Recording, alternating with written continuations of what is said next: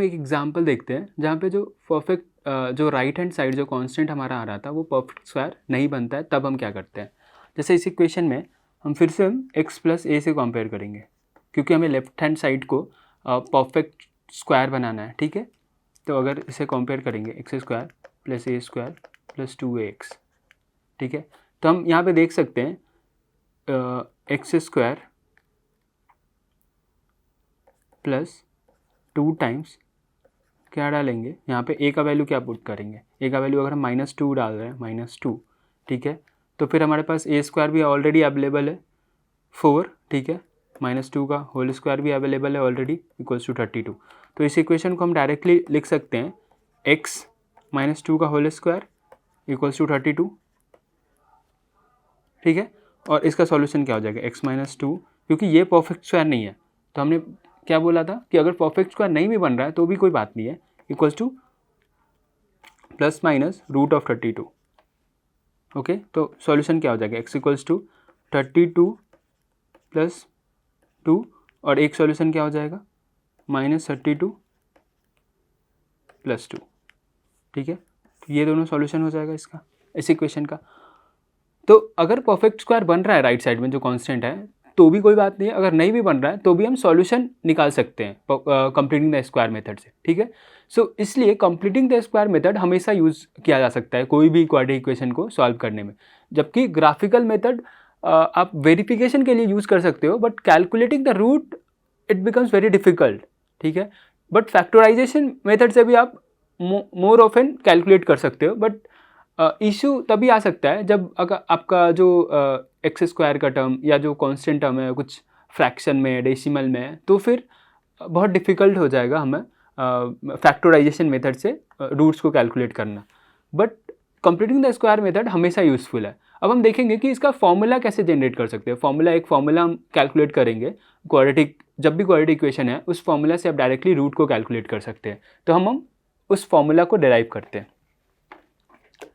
तो हमारे पास quadratic formula कैसे कैलकुलेट करते हैं, तो हमारे पास इक्वेशन दे रखा है, इसे हम x प्लस ए के होल स्क्वायर के फॉर्म में लिखने की कोशिश करते हैं, क्योंकि हमें पता है कि ये मेथड तो हमेशा यूज़फुल है, ठीक है। तो पहला टर्म ये देखते हैं कि एक्स स्क्वायर के जो कोफिशिएंट है उसको 1 बनाते हैं पहले। तो उसके लिए क्या करेंगे, हम a से डिवाइड कर सकते हैं पूरे टर्म को, जितने भी टर्म है हमारे पास क्वाड्रेटिक इक्वेशन में सभी को a से हम डिवाइड कर देते हैं। तो उससे कुछ इम्पैक्ट नहीं पड़ेगा, ठीक है, क्योंकि राइट साइड 0 है तो 0 अपन a तो 0 ही होगा, ठीक है। तो हमने a से डिवाइड कर दिया, तो हमारे पास क्या बच गया, b/a x plus c/a equals to 0, ठीक है। नेक्स्ट स्टेप में हम क्या करेंगे, हमें इस टर्म से कंपेयर करना। अगर इस इक्वेशन से हम कंपेयर करेंगे, क्योंकि हमें लेफ्ट साइड को स्क्वायर के फॉर्म में लिखना है, ठीक है, स्क्वायर कंप्लीट करना है हमें लेफ्ट साइड को। तो हम अगर स्क्वायर कैलकुलेट करने की कोशिश करते हैं तो हमारे पास क्या आ जाएगा, 2 टाइम्स समथिंग टाइम्स x, ठीक है। तो वो समथिंग क्या हो जाएगा, b/2a अगर हम लिख रहे हैं तो ये 2 कैंसिल हो जाएगा, हमारे पास यही बच जाएगा, ठीक है। तो हमारे पास जो a टर्म है इसके अकॉर्डिंग ये a जो टर्म है वो क्या है, b/2a है, ठीक है। और हमें क्या ऐड करना पड़ेगा, b/2a का होल स्क्वायर, तभी तो ये स्क्वायर फॉर्म में आ जाएगा ना, ठीक है। और हम इतना ही सब्ट्रैक्ट कर देंगे, कि कुछ भी कांस्टेंट ऐड करके उतना ही माइनस कर देना है तो ये कैंसिल हो जाएगा बेसिकली, ठीक है। तो कैंसिल होकर हमारे पास जो टर्म है, जो हमारे पास इक्वेशन है, उसमें हम कुछ छेड़खानी नहीं कर रहे हैं, ठीक है। जितना हम ऐड कर रहे हैं उतना ही सब्ट्रैक्ट कर देना है, उससे क्या हो जा रहा है कि ये जो कांस्टेंट है वो कैंसिल हो जाएगा खुद में। बट हम ऐड और सब्ट्रैक्ट इसलिए कर रहे हैं ताकि ये स्क्वायर के फॉर्म में आ जाए, ठीक है। हमें इस फॉर्म में लाना है इस इक्वेशन को, लेफ्ट हैंड साइड को, ठीक है। कोई भी क्वाड्रेटिक इक्वेशन को अगर कंप्लीटिंग द स्क्वायर मेथड से कैलकुलेट कर रहे हैं तो उसे एक स्क्वायर के फॉर्म में लाने की कोशिश करेंगे हम, ठीक है। और यहाँ पे आ गया है, ओके। तो अब हम जो राइट हैंड साइड है उसे तो हम -c/a लिख रहे थे, ठीक है। और हम इसे अब राइट हैंड साइड में लिख सकते हैं।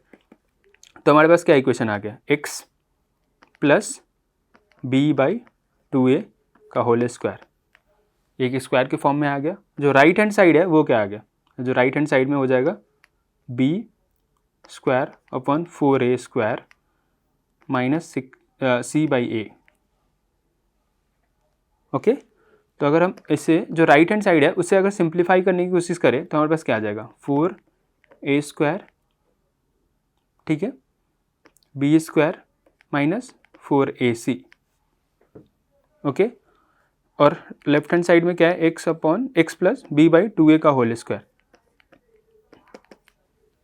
अगर हम इसे सिंप्लीफाई करें और भी तो x plus B by 2a equals to क्या हो जाएगा, ये अंडर रूट में चला जाएगा पूरा, तो ये हो जाएगा B square minus 4ac by 4a square plus minus. Okay, अब हम यहाँ पे लिखते हैं। अब हम देखते हैं कि x इक्वल्स टू क्या हो जाएगा, minus B by 2a plus minus of B square minus 4ac by 4a square. ठीक है, और फर्दर सिंप्लीफाई करने की कोशिश करेंगे अगर, तो माइनस बी बाई 2a हो जाएगा प्लस माइनस ये तो बी स्क्वायर माइनस 4ac ही होगा। ठीक है, नीचे हम इसे 2a लिख सकते हैं। ठीक है, तो हमारे पास जो इक्वेशन हो जाएगा क्या हो जाएगा, minus B plus minus B square minus 4ac by 2a। ठीक है, तो ये आपका इक्वेशन हो जाएगा। ये जो क्वाड्रेटिक फार्मूला होता है, इस फार्मूला का यूज़ करके हम डायरेक्टली रूट या फिर ज़ीरोज़ कैलकुलेट कर सकते हैं। ठीक है, तो ये आप याद कर सकते हो, या फिर कोई भी कंप्लीटिंग द स्क्वायर मेथड आप यूज़ कर रहे हो, अगर आपको यूज़ करने आ रहा है तो फिर ये फॉर्मूला भी याद करने की कोई ज़रूरत नहीं है, डायरेक्टली आप कैलकुलेट कर सकते हो। और अगर ये जो टर्म है बी स्क्वायर माइनस 4ac, इसे हम डिस्क्रिमिनेंट भी बोलते हैं।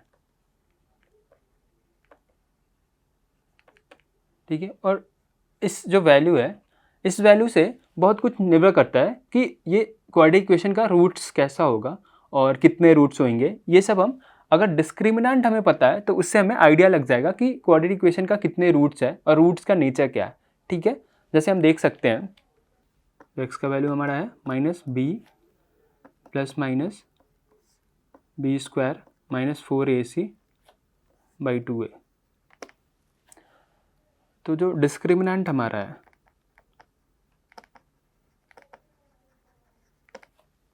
बी स्क्वायर माइनस 4ac है। ठीक है, अगर ये वैल्यू पॉजिटिव है, ठीक है, तो हम क्या बोल सकते हैं कि जो इक्वेशन है, जो क्वाड्रेटिक इक्वेशन है, उसका 2 रूट्स है। ठीक है, अगर ये value B square minus 4ac negative है तो हम क्या बोल सकते हैं, नो रियल रूट्स। यहाँ पे 2 real roots, no real root. इसके कॉम्प्लेक्स रूट हो सकते हैं जो जिसे हमें अभी देखना नहीं है, बट इसके रियल रूट्स नहीं है। ठीक है, क्योंकि ये तो नेगेटिव वैल्यू आ जाएगा और नेगेटिव के रूट्स क्या कॉम्प्लेक्स वैल्यू हो जाएंगे, तो हमारे पास इसके रूट्स रियल रूट्स नहीं है। ठीक है, और अगर B square minus 4ac equals to 0 हो जाए तो हम क्या बोल सकते हैं, 1 रियल रूट्स। ये रिपीटेड होगा। ओके, तो इतना आइडिया हमें लग जा रहा है डिस्क्रिमिनेंट के वैल्यू से सिर्फ। ठीक है, अब हम देखते हैं कि डिस्क्रिमिनेंट का वैल्यू अगर पता है हमें तो फिर और क्या कंक्लूड कर सकते हैं। अभी तक हम सिर्फ ये कंक्लूड कर पा रहे थे कि नंबर ऑफ रूट्स क्या हो सकते हैं। ठीक है, अब हम देखते हैं कि और क्या कंक्लूड कर पा रहे हैं हम। तो यहाँ पे देख रहे हैं कि क्वाड्रेटिक इक्वेशन हमारा क्या है, X square plus B X plus C equals to 0 है। हमें एक चीज़ ध्यान रखना है कि यहाँ पे ए बी सी को हम रेशनल नंबर मान रहे हैं। तो जितने भी चीज़ हम कंक्लूड करेंगे वो सारे रेशनल नंबर के अकॉर्डिंग है अभी। ओके, हमारा b का वैल्यू क्या है, b equals to minus x का वैल्यू क्या है, minus B plus minus B square minus 4ac by 2a। Okay, तो पहला जो कंक्लूजन है कि अगर B square minus 4ac greater than 0 है और ये परफेक्ट स्क्वायर है, तो हमारे पास जो नंबर ऑफ रूट्स होगा वो 2 रेशनल रूट्स होंगे। तो हम पहले सिर्फ ये बता पा रहे थे कि अगर ये पॉजिटिव है तो वो 2 रियल रूट है। अब हम ये भी बता पा रहे हैं कि वो वैल्यू जो आएगा रूट्स होगा वो रेशनल रूट होगा। ठीक है, बट हमें गौर करना है कि ए बी सी रेशनल होना चाहिए। ठीक है, अगर ए बी सी अगर ई रेशनल भी हो सकता है तो फिर ये हम कुछ नहीं बता सकते, बस सिर्फ ये बता सकते हैं कि हाँ वो रियल रूट होगा। ठीक है, हम ये नहीं बता सकते कि वो रेशनल होगा। ठीक है, तो रेशनल होने के लिए ए बी सी का रेशनल होना कंपलसरी है। ठीक है, दूसरा क्या कंक्लूड कर सकते हैं, अगर B square minus 4ac greater than 0 है और ये परफेक्ट स्क्वायर नहीं है, नॉट परफेक्ट स्क्वायर,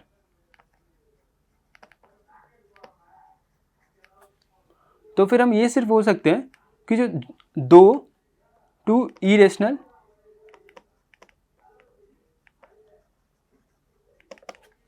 रूट्स होगा इस इक्वेशन के, ठीक है। तो हमारे पास जो प्लॉट होगा वो सिंपली ऐसा प्लॉट होगा, कुछ दो रूट्स होंगे इस इक्वेशन के, ठीक है। जो दूसरा थिंग, अगर बी स्क्वायर माइनस 4ac अगर इक्वल्स टू 0 है, अगर इक्वल्स टू 0 है तो फिर एक रूट होएगा, ठीक है, एक रेशनल रूट आप बोल सकते हो, ओके। और ये कुछ ऐसा होगा, ये कुछ ऐसा होगा, ठीक है। तो तीसरा है, क्योंकि बी स्क्वायर माइनस 4ac अगर निगेटिव है, ठीक है, तो फिर हमारे पास no real roots.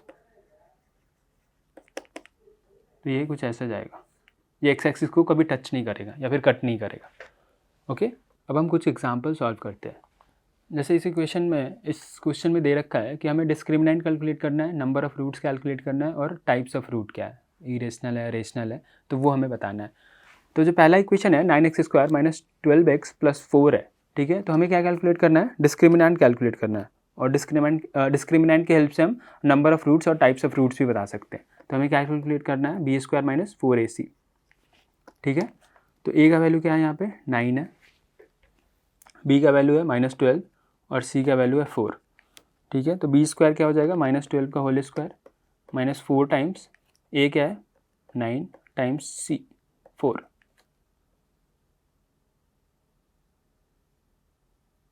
Okay. Now 144 minus 4 times 36, I guess this is also 4 144, so ये 0 हो गया। तो अगर b² माइनस 4ac अगर 0 है तो हमें पता है कि नंबर ऑफ़ रूट्स क्या हो जाएगा, नंबर ऑफ़ रूट्स हो जाएगा 1, और ये क्या हो जाएगा, ये रेशनल रूट है, देख सकते हैं a b c तीनों रेशनल है, तो ये रेशनल रूट हो गया। और हम क्या बोल सकते हैं, ये रिपीटेड रूट भी है, रिपीटेड रूट होगा यहाँ, repeated root, okay.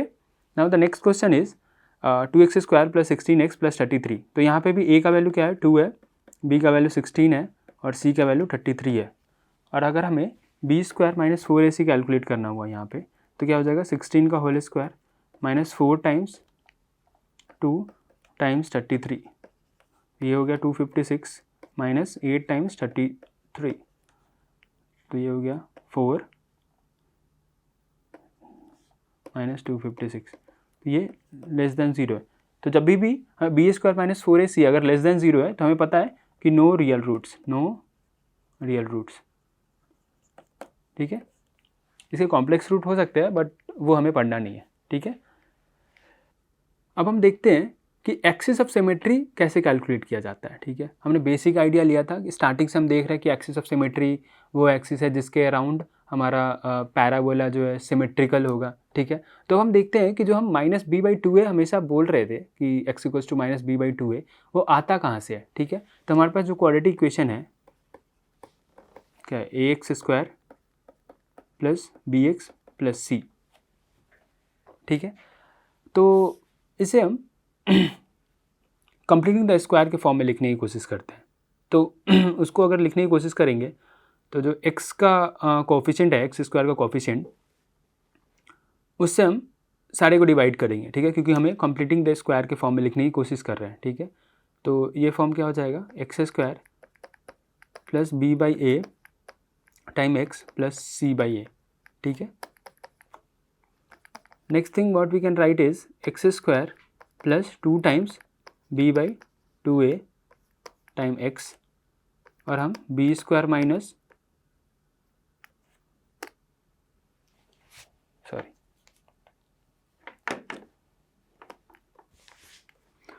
2 into b/2a times x upon b/2a का होल स्क्वायर को ऐड करेंगे और उतना ही सब्ट्रैक्ट कर देंगे ताकि ये कैंसिल हो जाए, तो ऐसा लगे कि हमने कुछ ऐड ही नहीं करा है, ठीक है। तो हम ये ऐड करके इतना ही सब्ट्रैक्ट कर दिया प्लस c/a, तो ये इक्वेशन चेंज हो जाएगा x प्लस b/2a का होल स्क्वायर, ठीक है, क्योंकि ये टर्म वही है, प्लस c/a माइनस b/2a का होल स्क्वायर, ठीक है, ये कांस्टेंट टर्म है